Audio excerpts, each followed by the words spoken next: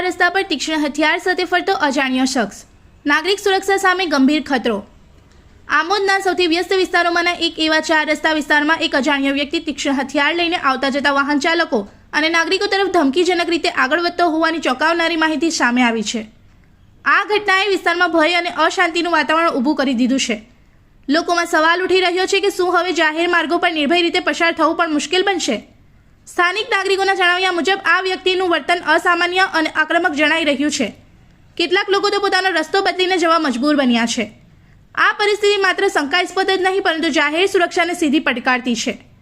હવે સૌથી મોટો પ્રશ્ન એ છે કે જો આ વ્યક્તિ દ્વારા કોઈ મોટી દુર્ઘટના સર્જાય, કોઈ નિર્દોષ નાગરિક ઘાયલ થાય કે જાનહાનિ થાય તો તેની જવાબદારી કોણ લેશે? શું સ્થાનિક પોલીસ તંત્ર આ બાબતે સજાગ છે? શું પેટ્રોલિંગ વધારવામાં આવ્યું છે?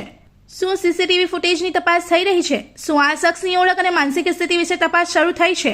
જાહેર માર્ગો પર આ પ્રકારની ઘટના બનવી એ તંત્ર માટે ચેતવણી સમાન છે।